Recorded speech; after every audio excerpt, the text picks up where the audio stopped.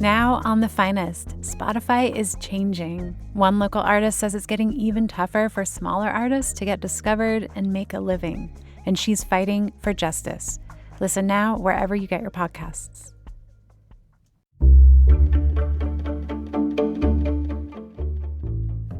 Good morning, I'm Lawrence K. Jackson. It's Wednesday, April 22nd. A state board has new rules on who gets funding for water quality projects along the border. More on that next, but first, the headlines. The San Diego City Council has unanimously voted and approved the renaming of Cesar Chavez Day to Farm Workers Day, as well as changing the nearly 1 mile long Cesar Chavez Parkway to Chicano Park Boulevard. Numerous renaming efforts began following shocking allegations of sexual assault and abuse against Chavez, as first reported by the New York Times. The Times based their story on more than 60 interviews from top aides and organizers to Chavez. Multiple efforts have already been underway to rename facilities that honor Chavez, with the Holiday and Parkway being the latest. Balboa Park Museum attendance is reportedly down by an average of 34% since paid parking first went into effect. This is according to data released from the Balboa Park Cultural Partnership. The partnership found that this year, between January and March, attendance saw a 34% decline, with some institutions dropping as much as 60% over that same period. This past January, paid parking in the park began, breaking a more than 100-year streak of free parking. Executive Director of the Balboa Park Cultural Partnership says that the impacts on our institutions are becoming more serious, and we are urging additional action by our regional leaders before potentially irreversible damages take hold. SeaWorld San Diego is opening a new underwater and above water experience next month on May 22nd. The new Shark Encounter exhibit replaces their original one from 1992 and gives visitors a chance to get up close and personal with 11 different shark species. This includes sand tiger sharks and even the endangered Australian leopard shark. SeaWorld San Diego says that visitors to the park will have the opportunity to upgrade their ticket and observe a live feeding session of more than 400 sharks in the exhibit, learn about their diets, and discover the roles that sharks play in our ecosystem. From KPBS, you're listening to San Diego News Now. Stay with me for more of the local news you need.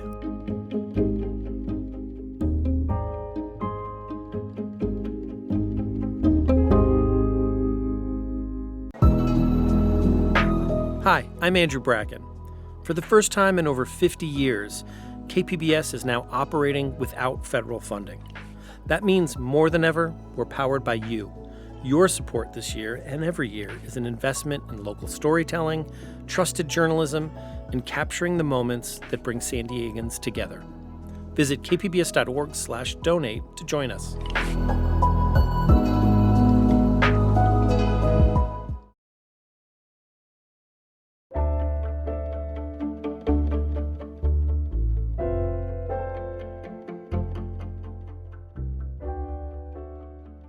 Proposition 4 earmarks $50 million for water quality projects along the border, but it doesn't say who gets the money. Environment reporter Tammy Murga says a state board has new rules to help it decide. Leaders in San Diego and Imperial counties have been making their case for why the Tijuana and New Rivers deserve all the Proposition 4 funding. On Tuesday, the State Water Resources Control Board approved rules to guide who should get funds and how much. Joaquin Esquivel is the board's chairperson. $50 million can go very quickly, especially between the two border communities that the dollars can go, and there's just an incredible amount of need. Officials say at least 20 projects are seeking funding, and it's unlikely one project will get the full amount. The board will soon solicit applications and rank them. Projects must show how they will reduce pollution and protect public health. The state agency says funding will be allocated early next year. Tammy Murga, KPBS News.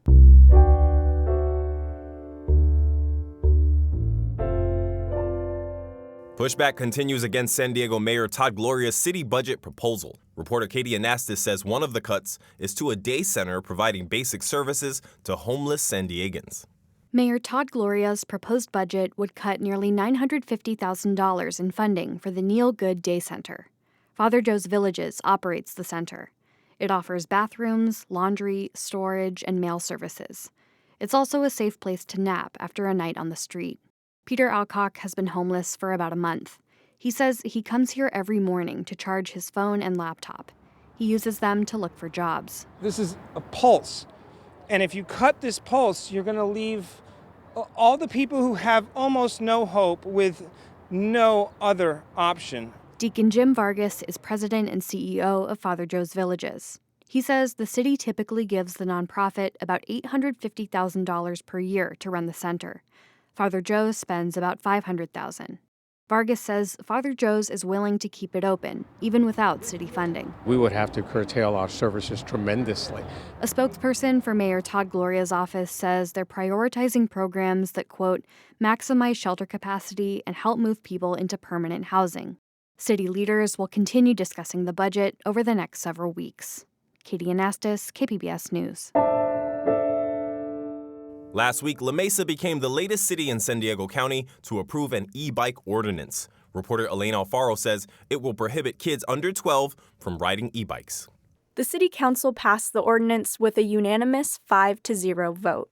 Councilmember Genevieve Suzuki said the issue is personal for her. I have a 10-year-old. He's almost 11. He has no business going anywhere near anything faster than 5. And so while I understand we want to give our kids the opportunity to have a good time, this is a safety issue. The ordinance prohibits kids under the age of 12 from operating standard e-bikes that can reach up to 20 miles per hour. It also allows the city to confiscate modified bikes. La Mesa is among several San Diego County cities that have recently passed e-bike ordinances, including Santee, Chula Vista, and Coronado. La Mesa Mayor Mark Arapasathis says this is largely in response to community complaints and concerns about e-bikes. This is mostly for the people that are behaving poorly or that they're making choices that could put them in danger. The council is set to make a final vote on the ordinance next Tuesday. It's scheduled to take effect after a 30-day outreach campaign. Elaine Alfaro, KPBS News.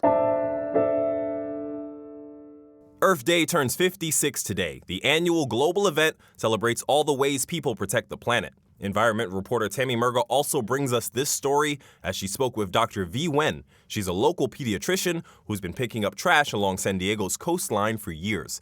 This small act has led her to do bigger climate advocacy work. Here she is picking in Pacific Beach on Saturday.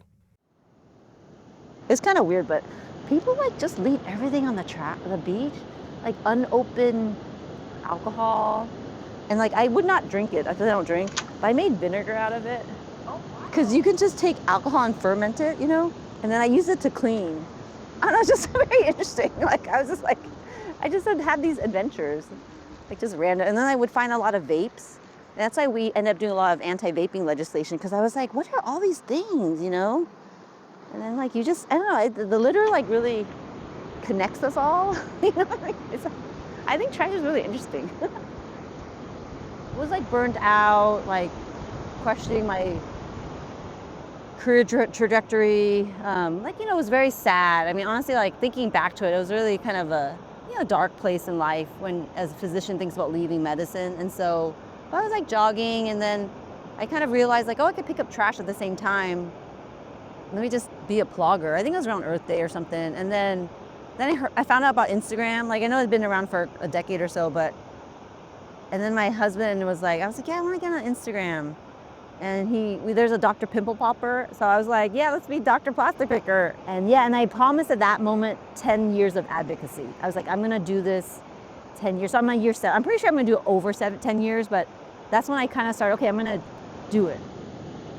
You have all this plastic pollution that's land-based, and you get all these little, you definitely get big pieces of plastic, but you also get just little corners of, this, here, little, tags here, little corners of, snack bags.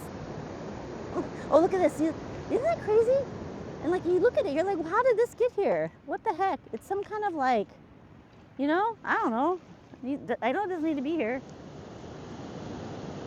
I used to count the number of cans I got, count this, count that, and it was just really, but in that process, there's so many different ways to pick up trash. There's infinite amount of trash, and it just kind of informs how I think of life now. We talk about scary things like extreme heat and cardiac death, extreme heat and this and that and that and this, but realizing how bad it is. We're only going to get through this if we're connected, however it is. I don't know. I am super scared too, but not, because I'm doing stuff, I get and my job is not to fix the climate crisis. My job is to do my part. What I'm most proud of is the summit we do at UCSD. It's called H3SD, and it's the Heat and Human Health Summit at UCSD Medical School. This is going to be our 4th or 5th year, and I'm so proud of us because it was. We actually came up with the idea on the wetlands. We're at Love Your Wetlands Day trying to rewild Mission Bay. And honestly, we pushed the agenda. Like this year, we're going to do a session on AI and heat. I think picking up trash, what it taught me is that you can pivot. You can stop that project, go here. I'm very meandering, just like how I was picking up trash. I'm like, oh, look at that. So I picked this spot. You will save what you love. You will fight for what you love, right? And that is why I am so fight for San Diego. That's it for the podcast today. As always, you can find more San Diego news online at kpbs.org. I'm Lawrence K. Jackson. Thanks for listening and subscribing. By doing so, you're supporting public media, and I want to thank you for that. Have a great day.